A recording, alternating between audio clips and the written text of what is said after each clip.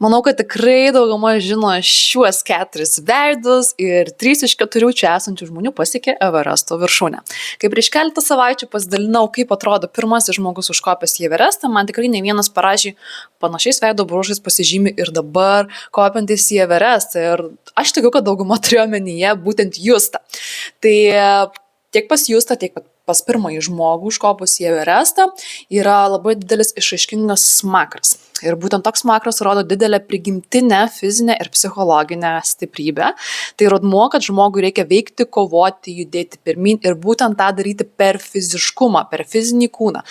Aišku, tas pats gali būti panaudota ir siekiant verslo aukštumų ir panašiai, bet esmė, kad vis tik tą energiją reikia išjudėti per fizinį kūną. Na ir pas Jūsų likimo matricoje tikrai turėtų būti 11, 7, 4, na kažkas iš stipresnių skaičių. Jo gimimo datos neradau, tai man belieka tik spėlioti. Likę vyrukai pasižymė irgi stipriais smakrais ir visgi stebint tą mūsų mylimą Aurimą, tai pasiveidė labiau dominuoja veido plotas.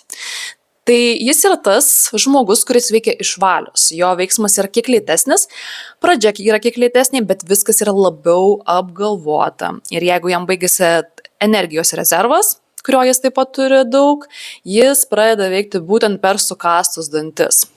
Jis sieks savo tikslo būtent valios pastangom ir jis nėra linkęs būti sprinteriu, siekti greičio rekordų ir panašiai, jis toks labiau universalas, ką mums ir demonstruoja būtent su savo kelionėmis.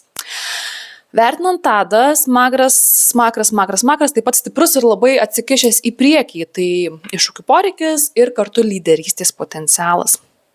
Taip pat jo apatinis žandikaulis yra atsikišęs į priekį, matosi, kai jis kalba ir panašiai, tai indikuoja didelį užsispyrimą, tokį jau padidintą užsispyrimą ir kartu padidintą, gal kiek perdėtą norą kontroliuoti. Tai čia kaip komandos vadui, kaip komandos lyderiui ir dar kalnuose, tai labai labai geros savybės, juk ten ir reikia nemažai kontrolės, o ne tik kažkokio paglostymo. Ne? Na, Nerijus tai man toks gerietis, didelis akis, didelė ir atvira širdis ir jis turi nemažai kūrybiškumo. Tai jeigu jis norėtų savo keliones, tokias ekstremales pateikti per kūrybinę prizmę filmuojant ar kažkaip panašiai, tai jam tai tikrai puikiai sektųsi.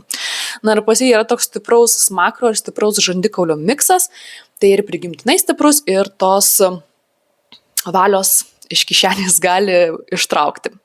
Ir visi jie turi didelės išraiškingas nosis, tai indikuoja didelės ambicijas ir be fizinio pasiruošimo tikrai reikia tų ambicijų, to vidinio didelio noro daryti tokius didelius darbus.